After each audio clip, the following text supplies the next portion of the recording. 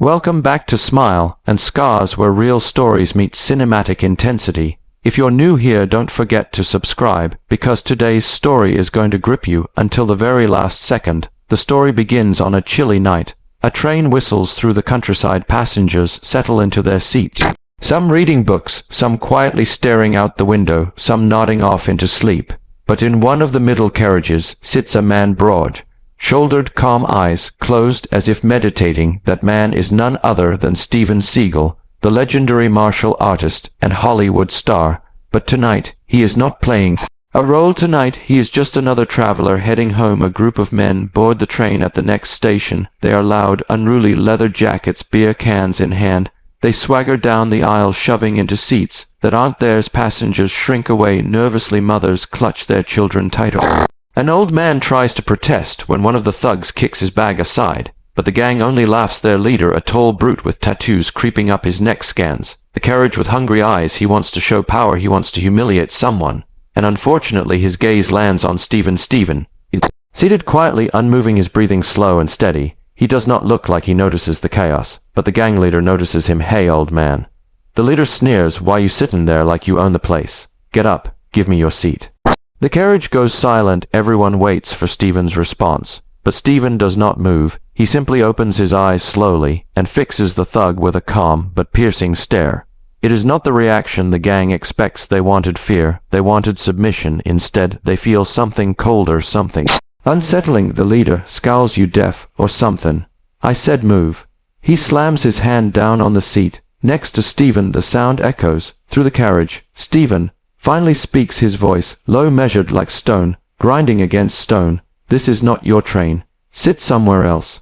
Gasps ripple through the passengers. Nobody ever talks back to this gang, but this stranger just did, and with no sign of fear. The leader's face twists into anger. He grabs Steven by the collar, or at least tries to, because in an instant Steven's hand shoots up iron strong, catching the thug's wrist. Midair, the leader's eyes widen in shock. He tries to pull back, but his arm is locked in place, held effortlessly. Steven releases him just as suddenly, almost bored, as if swatting away a fly. The leader stumbles back, his pride burning hotter than the pain. The other gang members rise. 6 men now circle Steven. Passengers panic. Some scream, some cover their faces, others whisper in disbelief. Who is this man who dares defy the gang? The train clatters down the tracks, the tension thicker than steel. The leader spits on the floor. "You don't know who you're messing with, old man. You think you're tough? We run this line." Steven stays seated, unshaken, his hands resting calmly on his knees. He studies them with the patience of a predator, waiting, measuring, calculating. The first punch comes suddenly. One of the thugs swings wildly at Steven's head, but Steven tilts just slightly. The fist slices the air, and before anyone can blink, Steven's palm strikes the thug's chest like a hammer. The man crashes backwards into the seats, groaning in shock and pain. The carriage erupts in screams. The gang snarls in rage. They rush at him all at once. But Steven Seagal is no ordinary man. His body flows like water, movements precise and brutal. A grab here, a twist there, a sharp elbow to the jaw, a knee to the stomach. In seconds, 2 more are sprawled on the ground. Passengers stare wide-eyed. They can hardly believe what they are witnessing. It looks unreal, as if the fight is choreographed. But this is no movie set, this is real. Leader lunges forward with a switchblade, a glint of steel flashing under the carriage. Lights, gasps of horror fill the air. But Steven's hand is faster. He seizes the thug's wrist, twists, and with a bone-napping crack, the knife clatters harmlessly to the floor. The thug howls in pain, collapsing to his knees. Steven stands, now towering above the remaining attackers, his expression cold, unflinching, his voice like thunder rolling through the carriage. "Sit down, or the next lesson will hurt even worse." For the first time, the gang hesitates, their confidence shattered. Fear seeps into their eyes. The man they thought was just another passenger, just another victim, has turned out to be something else entirely. A warrior, a master, a legend in flesh and blood. But the leader is not done. His pride will not let him back down. He snarls through his pain. You don't know who you're messing with. My people are waiting at the next stop. You won't walk away from this train alive." Steven looks at him, silent, unmoved. The train barrels forward. The next station, approaching fast. Passengers murmur nervously. What will happen when the train stops? Will more gang members be waiting? Will there be blood? The leader grins wickedly despite his broken wrist. You're dead, old man. The moment those doors open, you're finished.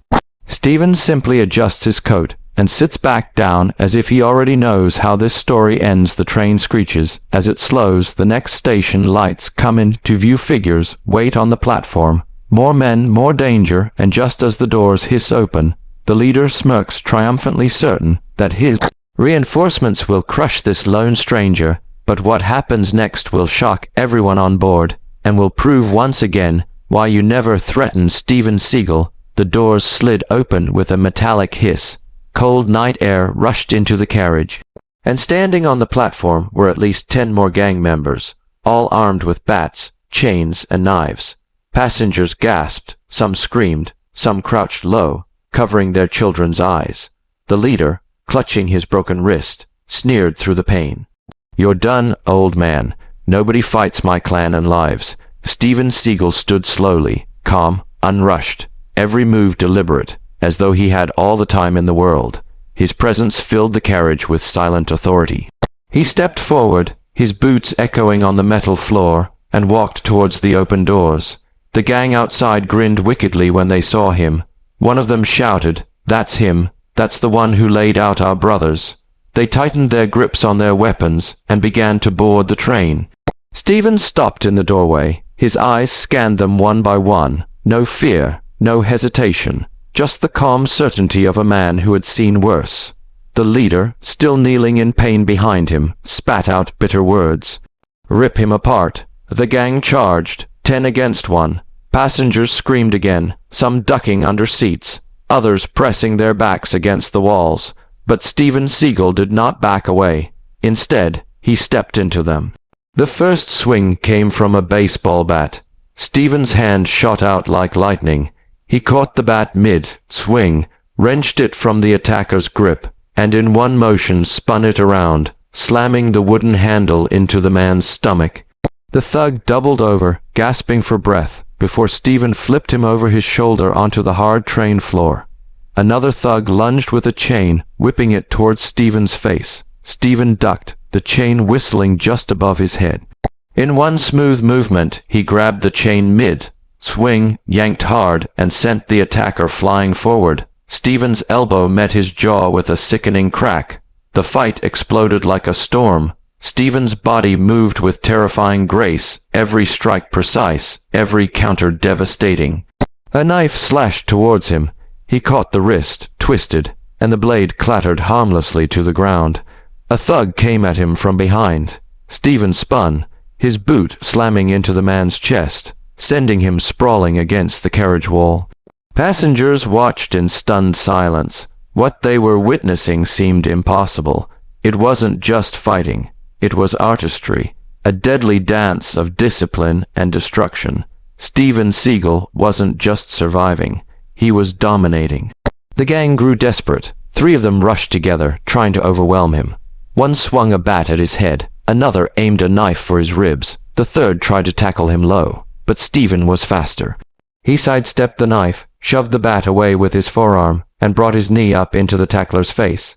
The man collapsed instantly. Steven spun, driving his fist into the bat wielder's throat, then twisted the knife, man's arm until bone snapped. Both went down screaming. Within moments the carriage floor was littered with groaning bodies. Those still standing hesitated, their arrogance shattered. They stared at Steven wide-eyed, realizing this was no ordinary man.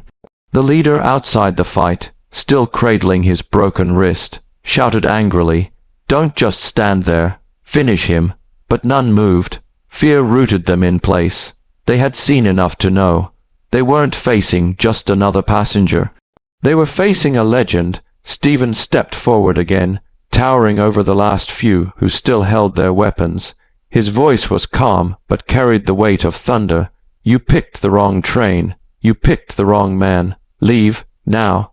For a moment, silence hung heavy. Then, slowly, one of the remaining thugs dropped his bat. Another let his knife fall. The rest backed away. Fear etched into their faces. Their courage had evaporated. The leader, still kneeling, roared in frustration. Cowards, he's just one man.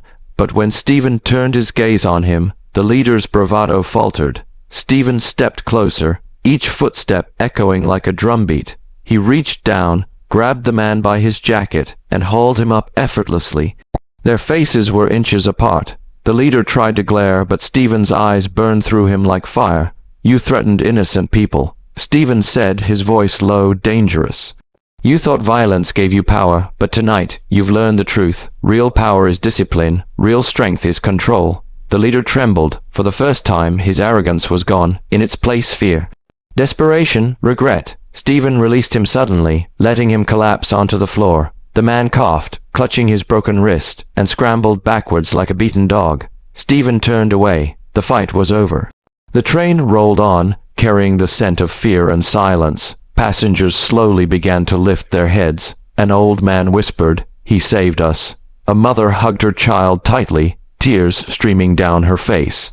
Whispers spread through the carriage. They all knew now who this man was. Not just a passenger, not just a fighter. Steven Seagal, the martial artist, the protector, the legend.